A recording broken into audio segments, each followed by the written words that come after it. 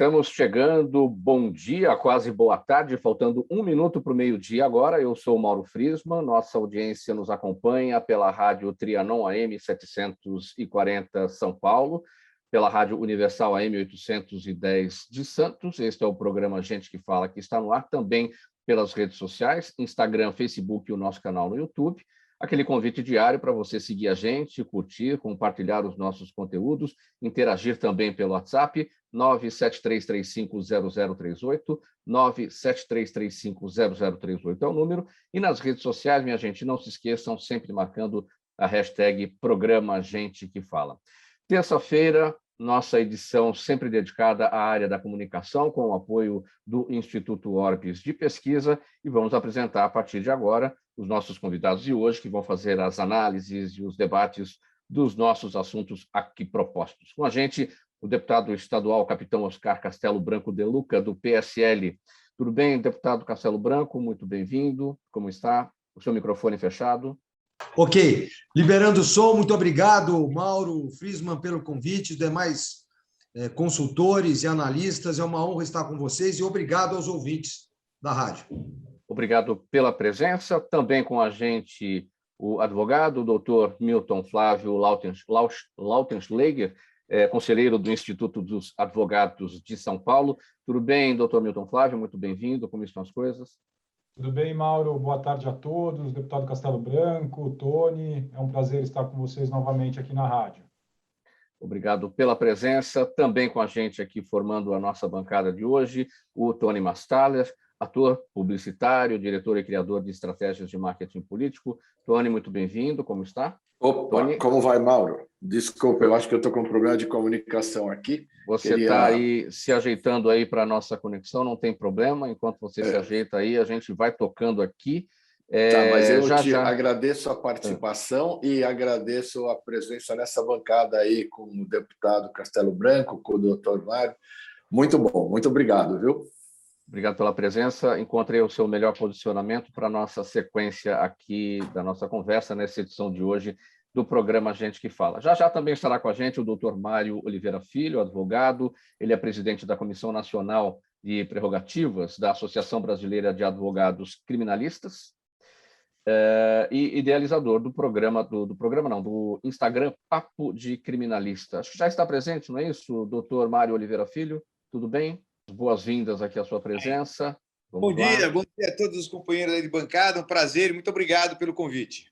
Obrigado pela presença, 12:03 agora, vamos aqui ao nosso primeiro assunto dessa edição de hoje do programa Gente que Fala, com o apoio do Instituto Orbis de Pesquisa. É o assunto que, neste momento, está fervilhando lá na capital federal, lá em Brasília. A CPI da Covid vota, neste momento, o relatório final feito pelo senador Renan Calheiros. A análise do parecer será o último ato da comissão, que foi criada há 6 meses, para investigar as ações e as omissões do governo durante a pandemia. O documento, com mais de 1.000 páginas, pede o indiciamento do presidente Jair Bolsonaro por considerar que ele cometeu pelo menos 9 crimes e traz imagens do presidente gerando aglomerações, dando declarações contra a vacina, incentivando o uso de medicamentos sem eficácia e divulgando também notícias falsas. Muito bem, esse relatório final será enviado ao Procurador-Geral da República, Augusto Aras, que decidirá se há elementos para denúncia ou não, podendo pedir novas investigações ou arquivar o caso. E também ele segue para o Ministério Público dos Estados, né? No caso aí o Distrito Federal e São Paulo, onde já existem investigações em andamento. A sua expectativa, deputado Castelo Branco, a respeito do final aí da CPI, o encaminhamento agora da votação deste relatório do senador Renan Calheiros e sendo aprovado a posterior envio para a PGR. Muito bem. Ouvintes do Gente que Fala e queridos consultores, o relatório final da CPI é, no mínimo, muito controverso e ficou evidente para a população brasileira que ele foi tendencioso, unilateral, parcial, coercitivo e que foi conduzido de uma forma a não buscar a verdade e sim a arranjar culpados. alocando a culpa no governo federal e alocando a culpa em agentes do Ministério da Saúde. Houve, sim, uma tendência a buscar culpados, uma caça às bruxas, no pior estilo, buscando colocar elementos que não eram verdade, e usaram como artifício o famoso jargão texto sem contexto vira pretexto.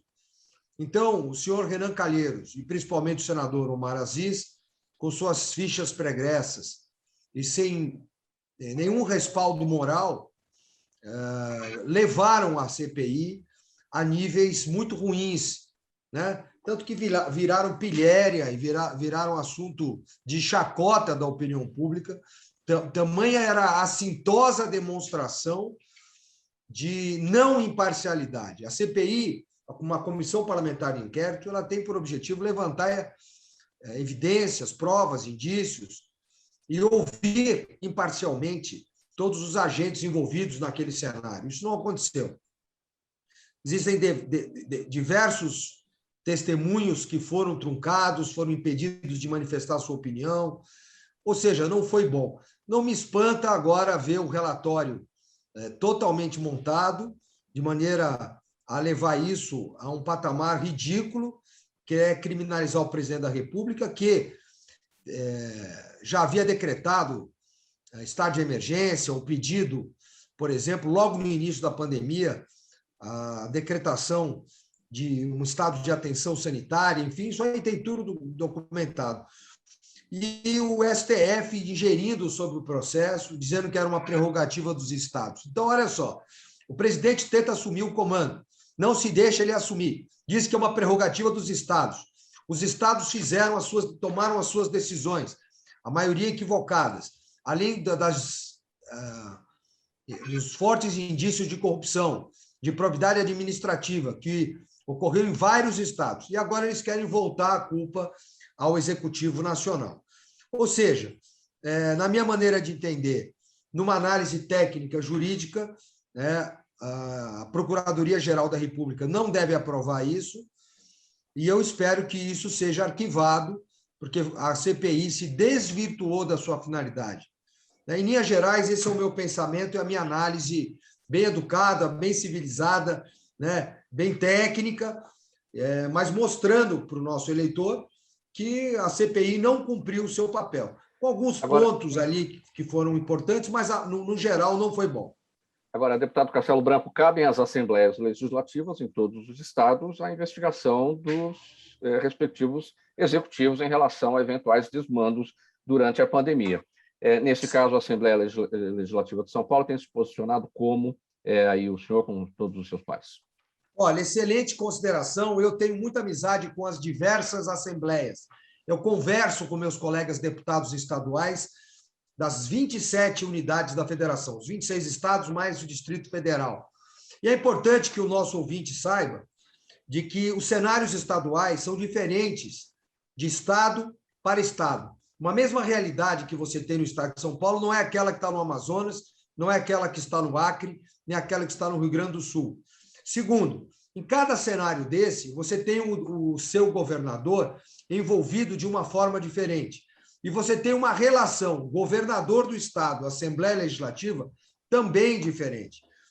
No caso do estado de São Paulo, respondendo objetivamente à sua colocação, nós sabemos que há mais de 30 anos o PSDB está no comando do estado e que tem um mecanismo de troca de favores, de favorecimentos ou de dar mais emendas financeiras parlamentares para aqueles deputados que são da base aliada. E, portanto, o Estado de São Paulo tem a sua maioria na casa. Então, não, de praxe, tem aprovado tudo ou quase tudo que o governador manda para cá. É o famoso puxadinho do Palácio dos Bandeirantes, que já virou uma tradição e motivo, na minha maneira de entender, de perda de força do Legislativo paulista, dessa Casa de Leis, que abaixa a cabeça para tudo que o governador fala, porque já houve o toma lá da cá. É muito ruim para o Estado de São Paulo isso. Tem uma bancada que faz oposição ao governador, da qual eu faço parte, e que tem lutado bravamente para mostrar outras coisas. Mas, na maioria dos casos, não é isso que se vê. E eu termino esse módulo dizendo o seguinte: é a mesma coisa que colocar lobo para tomar conta de um monte de carneiro. Dr. Milton Flávio Laustenschläger, o que o senhor tem de expectativa sobre o day after da Covid-19, da CPI da Covid-19?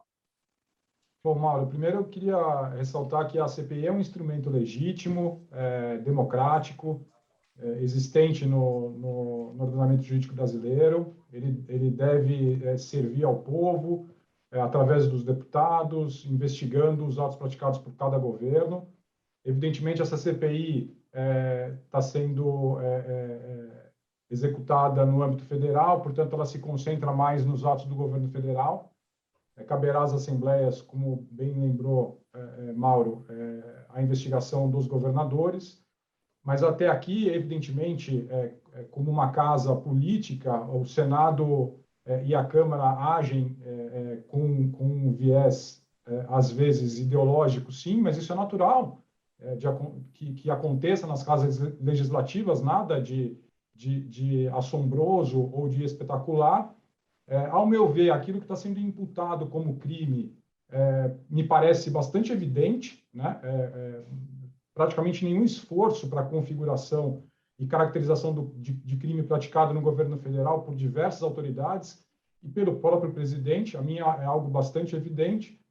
Eu espero agora que isso seja submetido, evidentemente, ao procurador, que o procurador cumpra o seu papel, né? E ofereça a denúncia naquilo que ele entender que deva oferecer e para quem deva oferecer também, né? Evidentemente que haverá as investigações e as denúncias, a submissão desses temas agora também aos estados, né? Porque não só a Procuradoria-Geral ficará incumbida desse papel, e eu espero que cada uma das autoridades agora do Ministério Público se desempenhe a sua função, avaliem aquilo que vem da CPI, separem o joio do trigo, se eventualmente algum crime ali não estiver bem caracterizado, que faça a ressalva e aplique aquilo que a lei determina, que é oferecer as denúncias a quem de direito. Essa é a minha opinião.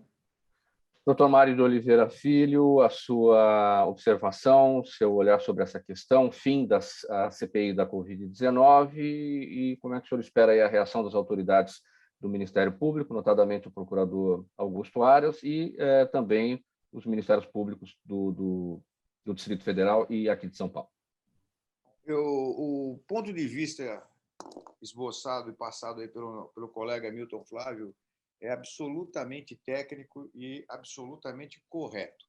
A CPI, ela faz o papel do inquérito policial. Ela busca elementos de prova. Eu, em 44 anos de advocacia criminal, nunca vi um inquérito policial buscar provas para absolver alguém. É exatamente o contrário. Ele vai abastecer o Ministério Público, o órgão acusatório, para propor a ação penal. A CPI teve pecados mortais, desrespeitou regras básicas, né, de investigação, baseadas no Código de Processo Penal, chegando o Omar Aziz ao desplante de quando foi interpelado por um dos senadores. Eu desconheço esse tal de CPP, nem sei se existe. Um presidente de uma CPI não pode falar isso. As pessoas que foram lá para depor foram aviltadas, né? Elas não eram inquiridas, as testemunhas inquiridas e os indiciados, né, interrogados, eles eram agredidos. E não é essa a função. É um que é diferente da questão judicial. É um momento político que se utiliza para fazer isso, que, ao meu ver, está errado, não pode. Mandar tirar advogado da sala, é isso dentro da casa de leis que fabricaram a 8.906/94, que garante a presença do advogado, mandar tirar o advogado porque pediu uma questão de ordem. E a questão de ordem está esculpida numa lei federal aprovada pelo Congresso Nacional, está no artigo 7º, inciso 10 da Lei 8.906/94. Então, como na casa de leis, a casa que fez a lei desrespeita a própria lei. Aí vira bagunça, e virou bagunça mesmo. tem a questão da capacidade de idoneidade moral dos integrantes da CPI, isso já foi decidido no pleito, nas eleições, o povo votou. Eu não votaria no Renan Calheiros, mas o povo dele votou, e o sujeito está lá e está cumprindo o papel dele político, mas não um papel que caberia de investigador ou de buscar elementos e provas. Isso é uma questão muito importante. Agora, a prática ou não de crimes e delitos, nós temos aí um ponto muito importante, é que polarizou, como todo o país está polarizado já há anos, em tudo. Ou você concorda ou você simplesmente é inimigo. E numa democracia não pode ser assim. Nós temos aí a comprovação de que a vacina, apesar de não fazer com que a pessoa não contraia o vírus, mas ele impede que o sujeito tenha um agravamento. Mas morre gente. Sim, o número, a estatística, e aí nós temos que falar em números, apesar de estar falando em vidas humanas, né? O número é muito ínfimo diante do resultado positivo. Então, a vacina tem efeito, tem que ser feita, e não precisa muita coisa para ver que o presidente da República sempre foi absolutamente contra a vacina, dizendo que o sujeito ia virar jacaré, ontem falando que transmite AIDS, quer dizer, um desserviço à saúde pública do país. Agora, se vai virar processo, se vai ter processo, isso cabe ao Ministério Público avaliar se há indícios de autoria e prova de materialidade. Havendo, é o suficiente para a instalação de uma ação penal. Tony Mastaller, o cometimento de crimes ou não, isso tudo, claro, isso tem que ser visto pelas autoridades do Ministério Público, porque eles, é o que se espera, né? Eles têm que separar aquilo que é da natureza, do caráter político de uma CPI e que se mantenha o caráter técnico para a decisão que tem que ser tomada. Não é isso, Tony? Absolutamente técnico, sem dúvida nenhuma. Tony, está fechado o seu microfone. O meu está ligado. Não, é o Tony, Perdão, Tony Mastaller. Obrigado.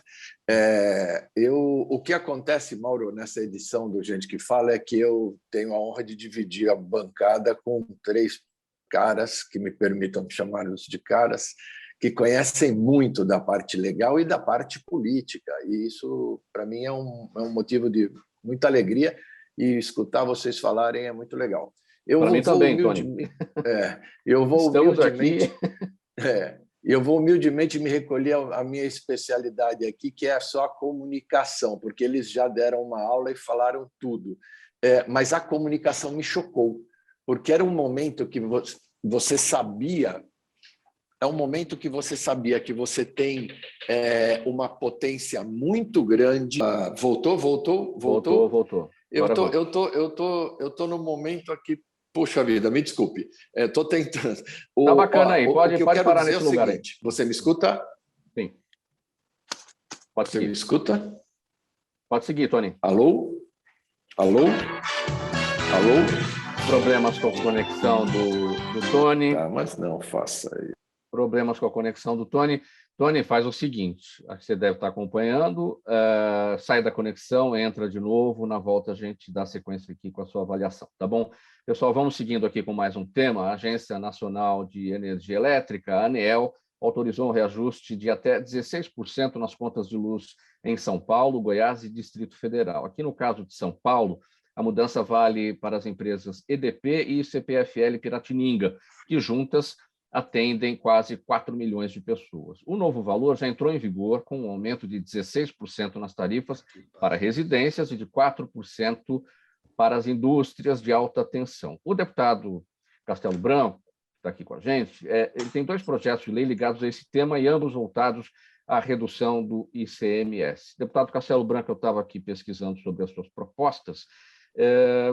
O senhor tem a ideia de modificar na lei é uma modificação temporária, né, na lei do ICMS, propondo percentuais menores de cobrança desse imposto nas faturas de energia elétrica para todos os contribuintes aqui do Estado, nesse período. E por que temporariamente? É nesse período em que a ANEEL está fixando a bandeira de escassez hídrica do sistema de bandeiras tarifárias, não é isso? Como é que deve funcionar? Em que pé que isso está na Assembleia Legislativa? Passou pela CCJ já? Bom, vamos lá, vamos contextualizar a questão. Em primeiro lugar, eu cresci vendo o meu avô e depois o meu pai, 2 médicos, reclamando de impostos no Brasil, né? Então, quando eleito, eu busquei ser membro da Comissão de Infraestrutura, que cuida justamente dessa parte de concessionárias, inclusive a de energia, e da Comissão de Orçamento, Planejamento e Finanças, para entender o que acontecia por trás.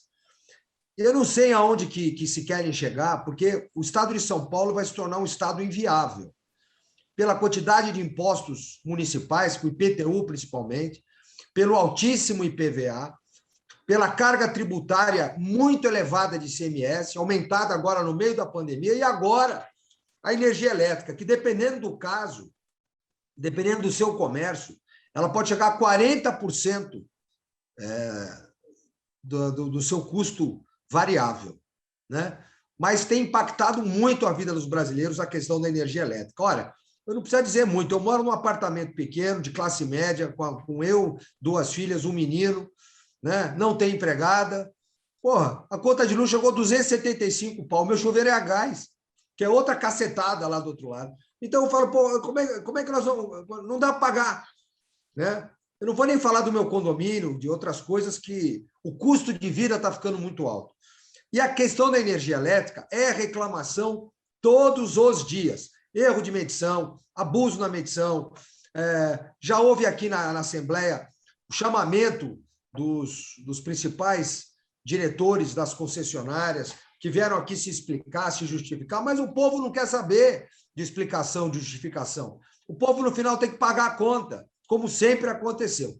Então, eu me tornei, desde o início do mandato, anti-tributos, né? Eu acho os tributos no Brasil excessivos e tenho feito campanha contra isso. Quando eu vi o índice da energia elétrica começando a subir, e aspas, não deixa de ser um tributo também, até porque o ICMS incide grandemente sobre a tua conta, e os governadores só falam, mas na hora de abrir mão de receita não quer abrir. Então, eles não querem abrir mão da sua receita de ICMS da conta de luz, que é alta. Eu propus 2 projetos de lei que, basicamente, resumindo, um diz o seguinte: quando atingir a bandeira vermelha, o Estado, por favor, tira 2%. 2%, né? Vamos ver se eles conseguem atender isso. Que parece pouco, mas para o consumidor ajuda. Eu lembro que em fases outras na minha vida, e não tenho vergonha de dizer, fui pagar uma conta de luz e faltava R$1,30. Né? Eu não tinha R$1,30. Sabe o que fizeram? Cortaram a minha luz. Então, 2%, né, é dinheiro para muita gente. Vamos ver. Depois eu vou dizer em que ponto está isso. E o outro é permitir que aquelas pessoas que queiram colocar energia alternativa na sua casa ou seu condomínio possam fazê-lo. A coisa chega em tal absurdo que se você quiser propor uma energia alternativa, eólica, ou de reuso, ou energia solar, ou qualquer outro tipo, eles estão querendo abocanhar esse pedaço, eles estão querendo colocar imposto em cima disso. Quer dizer, você está produzindo a sua energia e ele quer pegar um pedaço disso ainda. Então, um projeto de lei visa estimular a energia alternativa, sem que haja tributação, e o outro, quando atingir a bandeira vermelha, uma redução de 2%. Em que ponto está hoje na Assembleia isso? Você aprovar um projeto de lei é a mesma coisa que um parto a fórceps, né? Meu pai era ginecologista, parto difícil, demorado, longo, né? E se tudo der certo na casa, isso demora aí 10 meses, depois vai para a mão do governador vetar ou não. E aí ele reúne a equipe dele e fala: quem é esse deputado? Ele é a favor ou ele é contra? O projeto é bom ou é mais ou menos? E aí põe o dedo político ali: esse cara é da base adversária. Então, uma Agora, prova nada dele.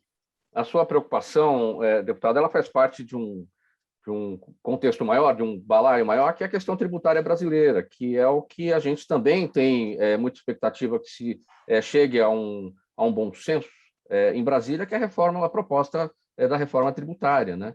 E as coisas também não andam por lá, então está tudo muito difícil. Para não perder o bonde, já passar a palavra para os colegas. Terminando aqui a questão da energia elétrica, essa foi a proposta: diminuir os impostos e não cobrar imposto da energia alternativa. E na questão da reforma tributária, o assunto é tão complexo porque ele tem antagonistas, ele tem interesses escusos e inconfessáveis de muitos atores. Então, a tributação elevada no Brasil ela tem interesse.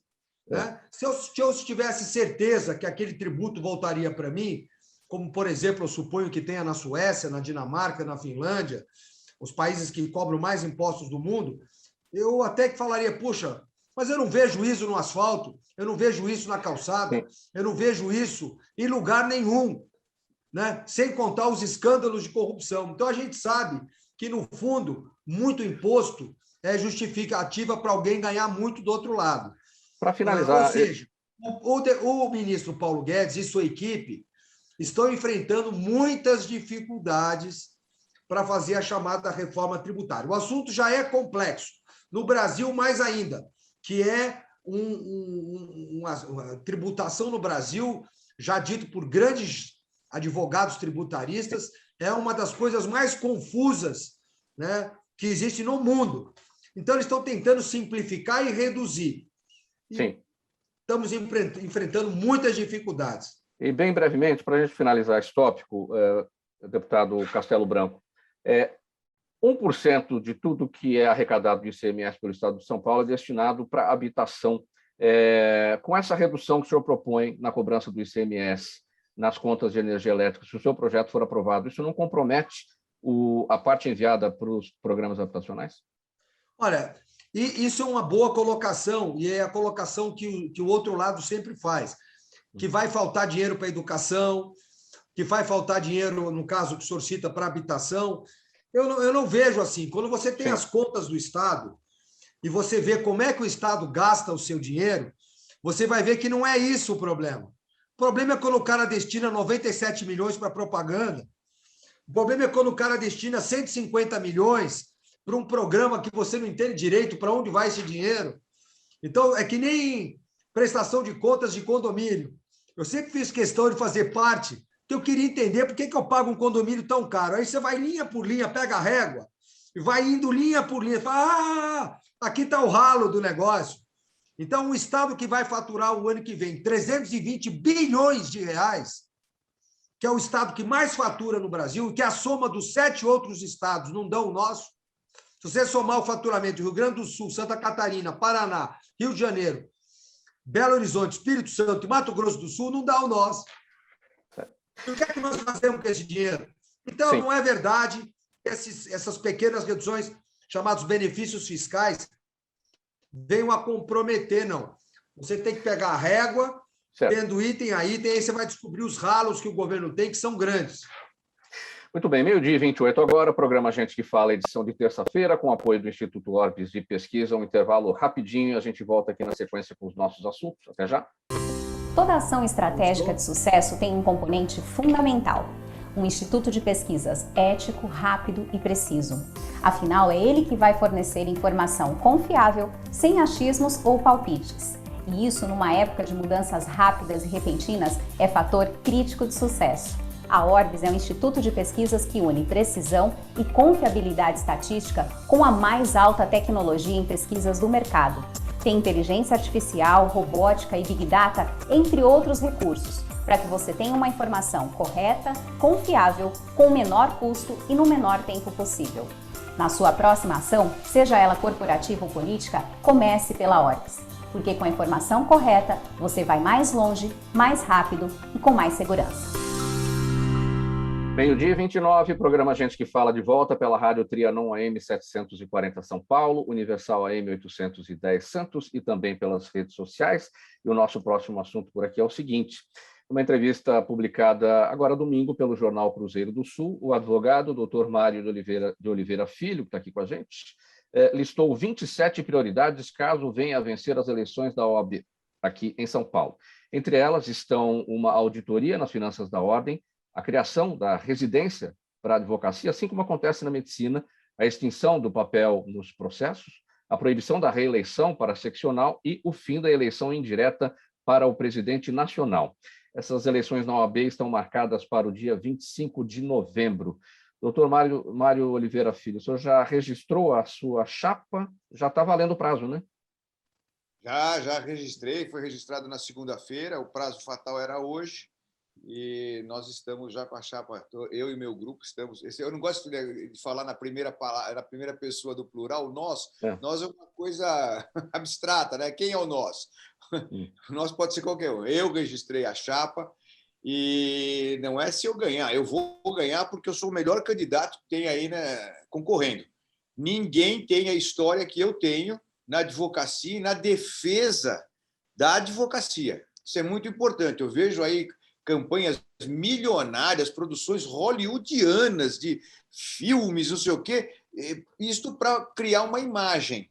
Né? Por quê? Porque essas pessoas não têm história, e são meus amigos, mas nunca compuseram nenhuma comissão da ordem, nunca tiveram qualquer atividade em nome da advocacia, de modo geral, só com seus clientes particulares. Eu não sei quantos habeas corpus os meus colegas assinaram em favor de advogado processado justo ou injustamente, preso justo ou injustamente, quantos plantões deram na prerrogativa, enfim, qual foi a atividade desenvolvida que possa garantir que esta pessoa tenha a expertise para ser um presidente da ordem.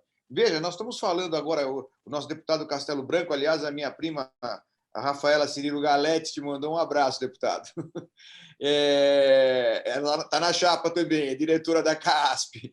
E nós vemos assim uma coisa absurda que está acontecendo. Nunca na história da ordem, a Ordem de São Paulo tem 90 anos. Eu tenho 44 profissões, ou seja, metade da vida da ordem eu estive na ordem. Nunca se ouviu falar, eu acho que o meu colega o Milton também nunca ouviu falar que a Polícia Federal tivesse que invadir a ordem para colher documentos, porque o Tribunal de Ética estava vendendo sentença. E a comissão do 5º Constitucional vendendo a vaga no 5º Constitucional. Uma avacalhação total. Nós tivemos um impeachment dessa gestão. Enfim, eu tenho preocupação muito grande com duas pontas da corda. O jovem advogado que um dia eu fui e o velho advogado que eu sou hoje. Eu fiz 69 anos a semana passada e estou aqui na ponta do casco trabalhando, podia estar pescando, passeando, não, mas eu estou interessado no futuro da nossa instituição. Então, o jovem advogado, ele sai da faculdade e faz o quê? Se ele prestar o concurso para a magistratura, ele vai para a escola da magistratura aprender a ser juiz. No Ministério Público, ele vai para a escola do Ministério Público aprender a ser promotor de justiça.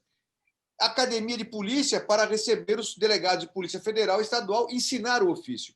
Nós temos a ESA, que é a Escola de Advocacia, a Escola Superior de Advocacia, que hoje, curiosamente, está, aspas, terceirizada para um dos muitos braços de um grande grupo poderoso economicamente, que é o Ânima, que atua na área da educação. São os donos, inclusive, da Faculdade de São Judas Tadeu. E eles é que estão gerindo a ESA. Isso é um absurdo. Nós temos que trazer a ESA para o advogado. Então, o advogado se formou, ele vai para onde? Agora ele vai para a Escola Superior de Advocacia, como você bem disse, fazer como faz a medicina. Vai ter residência em advocacia naquela área. Por exemplo, na criminal. Ele não vai aprender processo penal e penal. Não, isso ele aprendeu na faculdade. Porque a faculdade não tem a obrigação de ensinar ofício. Ela ensina ciências jurídicas. A ESA, sim, tem a obrigação, na sua essência, ensinar ofício. Do nosso já saudoso Rubens Aprobato Machado, era de formar o advogado. Então, nós vamos fazer isso. E o advogado na ponta. Eu, ao longo da minha carreira, vi cenas muito tristes, inclusive um advogado que nada acontece por acaso, mas eu acompanhei a degradação dele como profissional e como ser humano, que acabou morando na rua, ele é morador de rua na Praça da Sé, né? E eu vejo os artistas como cuidam dos seus, tem o retiro dos artistas. Eu vou criar a Casa do Advogado, para receber, vamos começar com 10 vagas, eu já tenho tudo pronto, tudo estabelecido, o plano, o projeto está pronto, o dinheiro para fazer tem, e nós vamos abrigar esses advogados para dar dignidade a eles. Sim. E levar os estudantes lá para conhecer o outro lado da história, não é aquele lado, o glamuroso, não, nem todos vão se dar bem, muitos vão acabar precisando da casa. Aliás, nenhum de nós tomou uma vacina para não precisar. O futuro É absolutamente na mão de Deus. Então, eu tenho muita preocupação e muita tristeza de ver os advogados. Quer tomar um choque de realidade? Vá à sala dos advogados no Fórum Criminal. Ali é o choque. Tony Mastalha, vamos traçar aqui uma diferença ou uma semelhança, né, das campanhas. Uma campanha para um político, aquele que vai disputar uma eleição para um executivo ou uma eleição parlamentar, e aquele que vai disputar uma campanha como aqui o nosso Dr. Mário Oliveira Filho, dentro de uma ordem, dentro de uma entidade de classe. Bom, a eleição para presidente da Ordem de São Paulo é uma eleição para governador do estado. São 254 subseções, 254 que nós temos que visitar e atender. Nós temos casas do advogado nessas 254 subseções, fora as que a gente chama de delegacia, que são subregionais. O orçamento da Ordem hoje, anual, é de quase 600 milhões de reais. É muito dinheiro.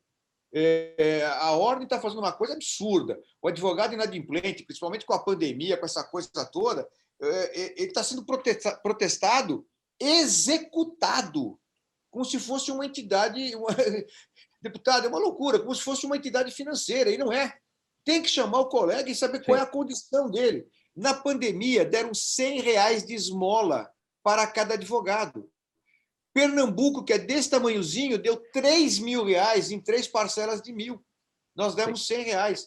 Se o sujeito quisesse tomar uma vacina da gripe, ele pagava R$52, quando no posto de saúde é de graça. São coisas que nós precisamos descobrir. Então, eu até estava falando com você, tomei um susto agora aqui, essas campanhas milionárias me assustam, porque da onde vem esse dinheiro? Uma campanha dessa, o show do milhão que fizeram, uma outra... Nossa, umas coisas... Eu estou sendo cobrado aqui R$66 mil, a gente não sabe de onde é que vai tirar. Nós vamos ter paz.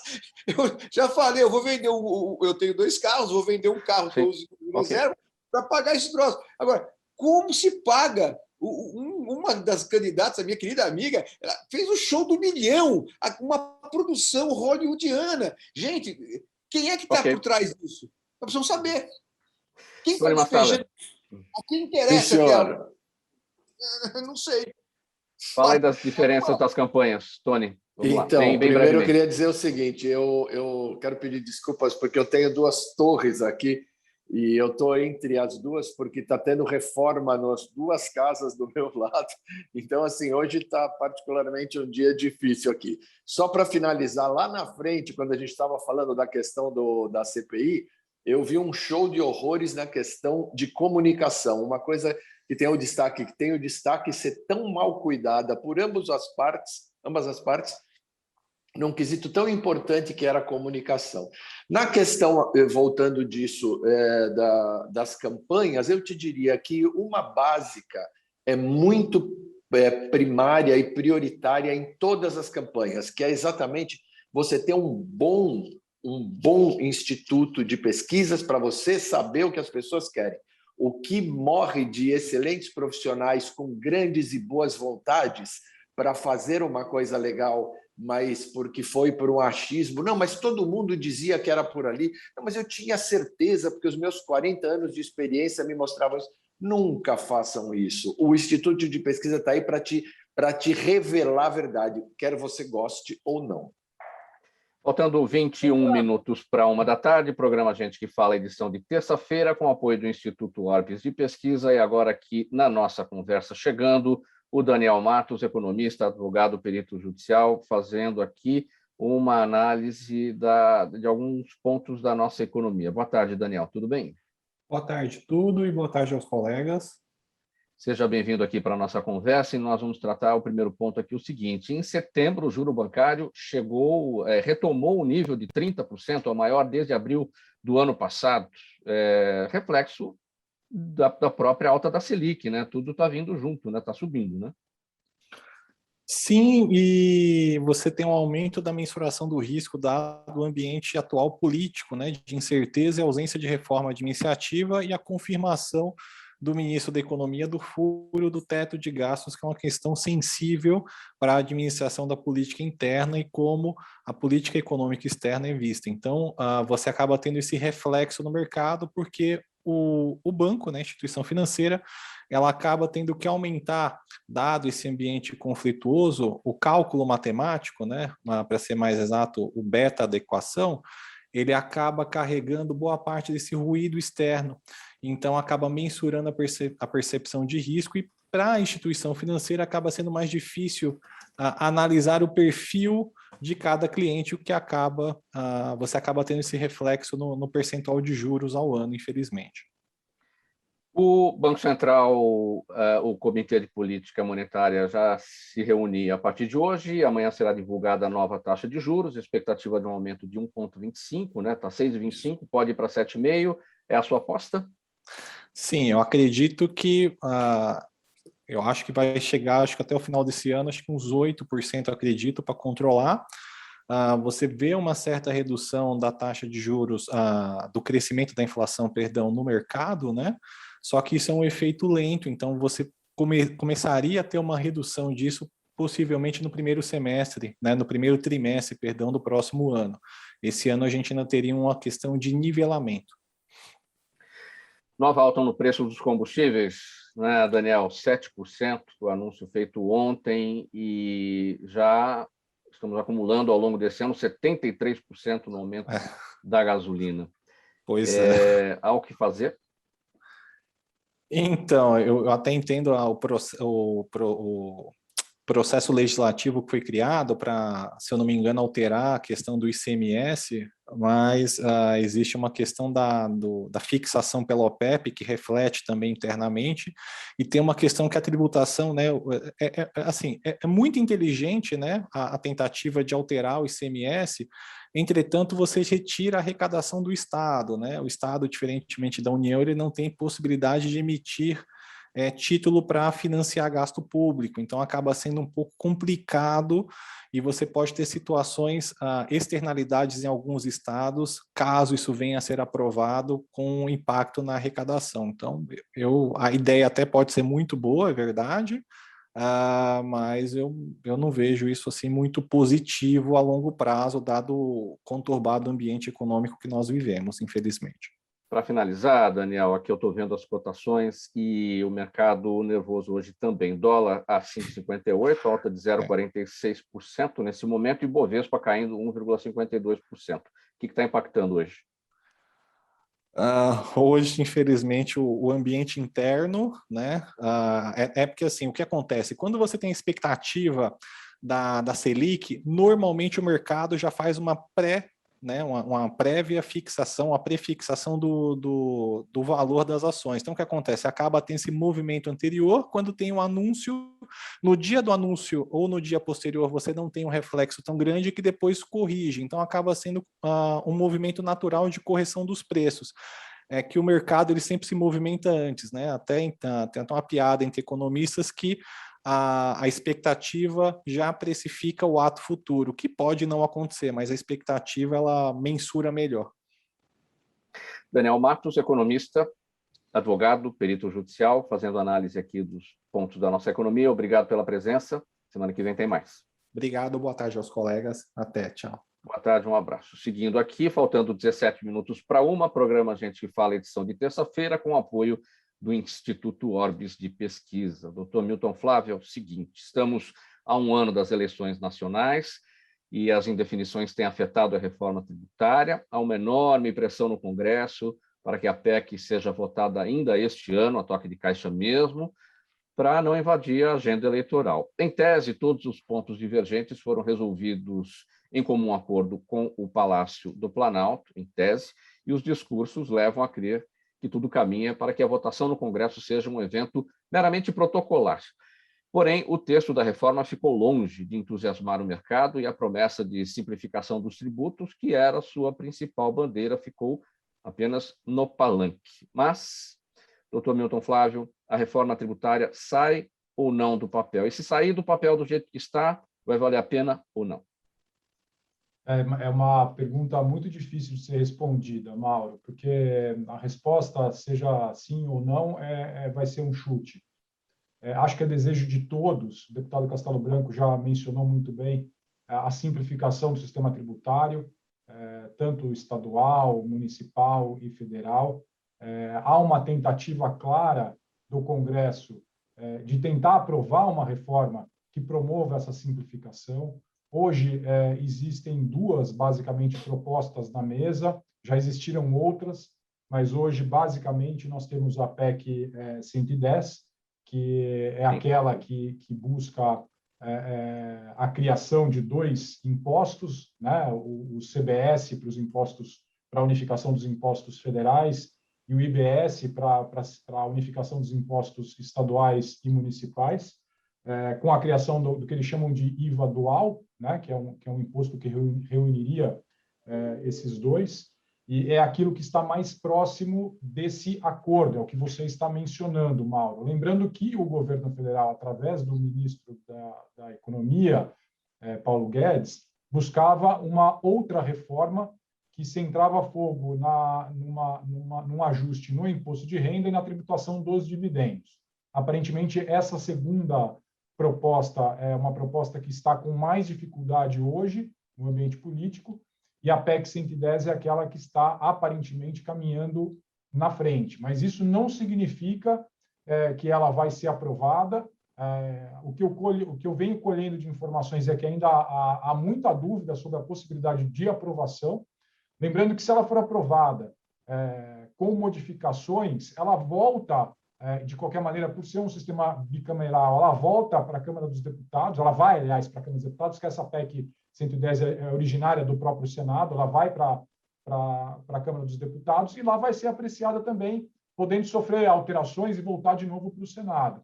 Então, o cenário ainda é muito duvidoso. Eu não diria que há absolutamente nada certo ainda no que se refere ao sistema tributário. Eu vou dizer mais, palpite meu é que que não vai, a gente não vai conseguir uma reforma tributária a tempo esse ano. E não é culpa aqui do governo, simplesmente do governo Bolsonaro. Esse é um assunto extremamente complexo que todos os governantes nos últimos 25 anos sofrem para aprovar. É uma matéria que deveria ser colocada no primeiro dia de um governo, que é o momento mais adequado para que seja tratado junto ao Legislativo, para que seja debatido também junto à sociedade, porque é uma simplificação tributária, é algo bastante desejado, mas extremamente difícil. Mexe com alguns setores, cada reforma mexe com setores específicos, e aí existe uma grita a respeito daqueles que se julgam prejudicados. Então, realmente é algo bastante complexo. Se eu fosse chutar, eu chutaria que a reforma não sairá do papel antes da eleição. O senhor usou o termo grita, né, daqueles que se sentem prejudicados, mas isso sempre existiu, sempre existirá, não é um jogo de ganha-ganha, alguém sempre vai perder. Como é que a gente consegue chegar a um consenso e ter o espaço para discussão, ter o espaço para o entendimento, ter o espaço para o consenso e vamos em frente?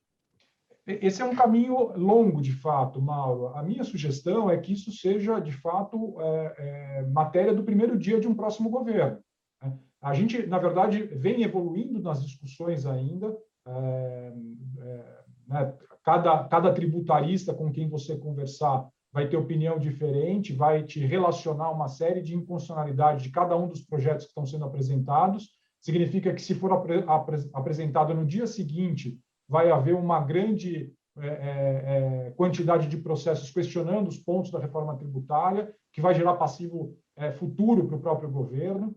Então, assim, essa é uma discussão a ser feita com muito cuidado e com muito tempo, né? Eu imagino essa reforma como algo a ser realizado ao longo de mais de um governo, inclusive, né? Nós estamos nessa discussão hoje, no governo circunstancial do Bolsonaro.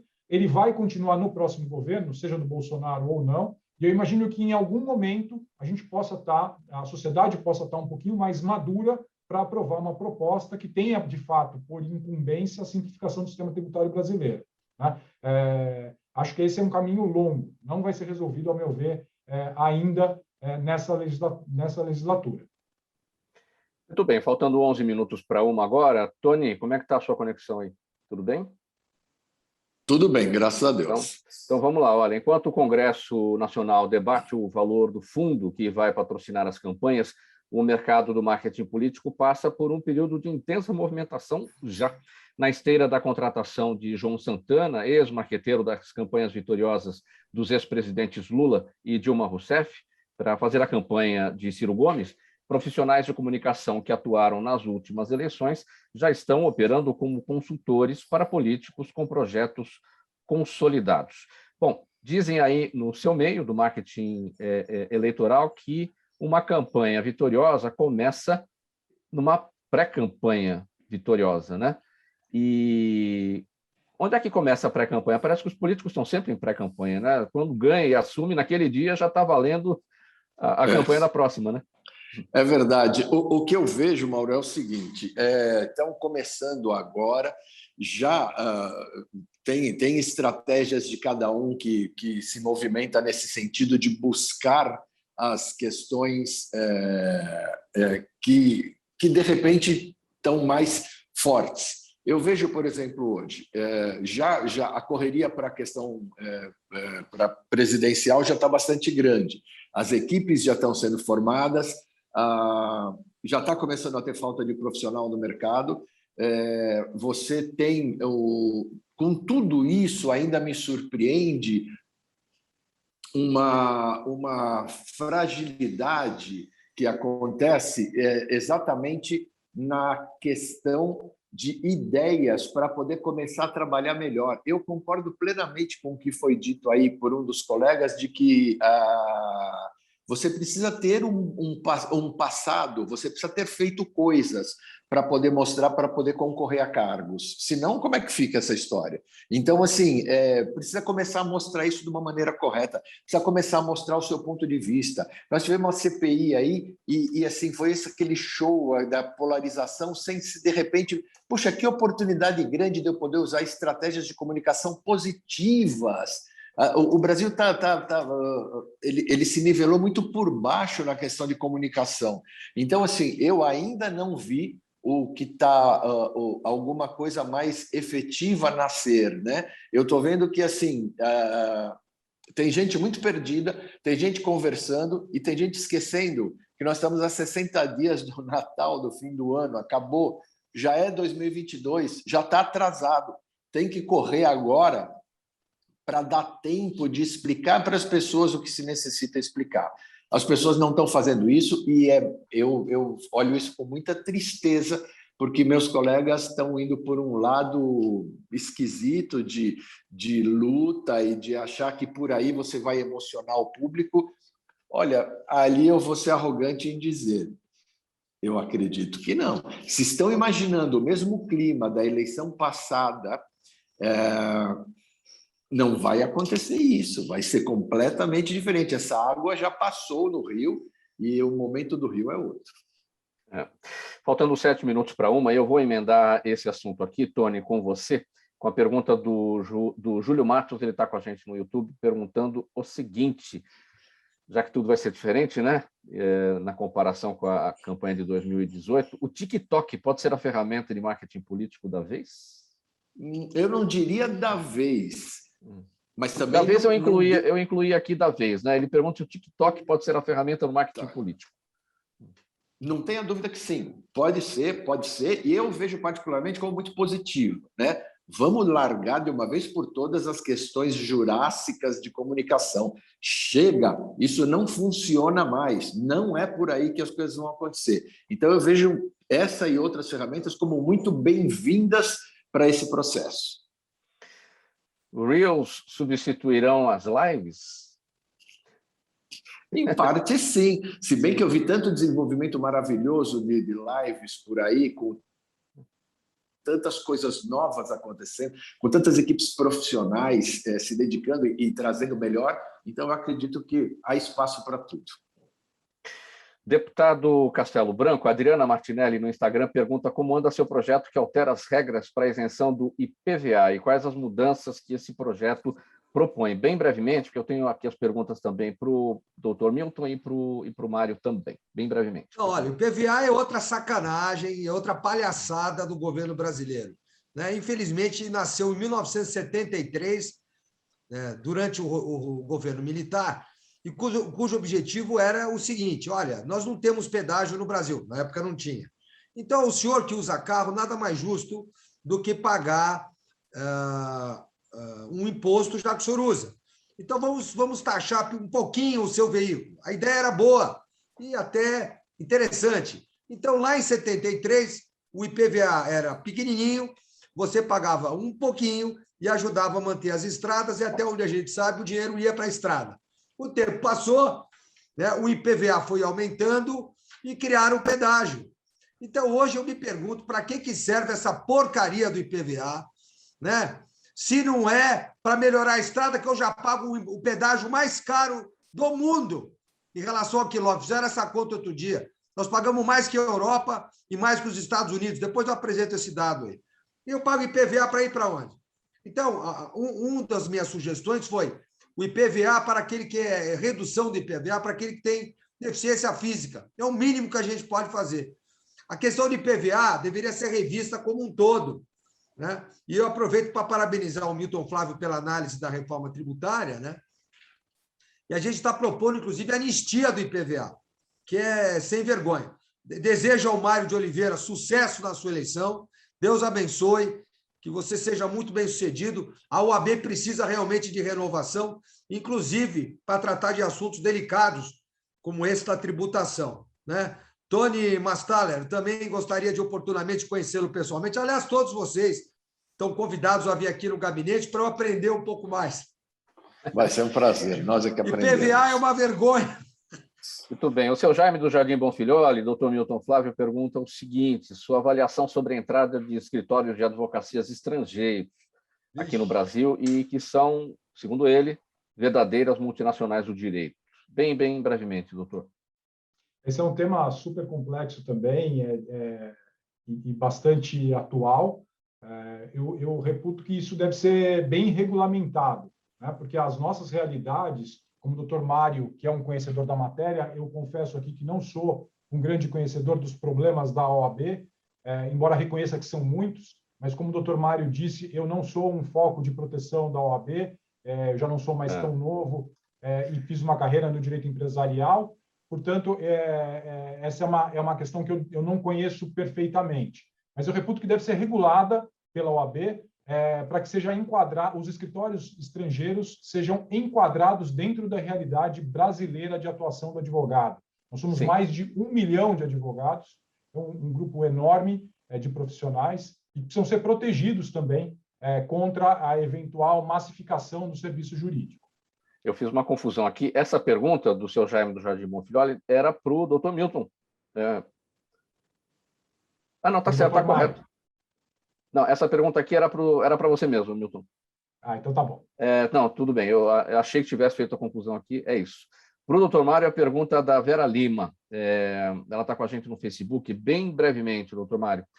Juridicamente, o que pode acontecer com o ator Alec Baldwin, né, do caso lá da morte da diretora Halyna Hutchins, que foi atingida pelo tiro que ele mesmo disparou com aquela arma cenográfica?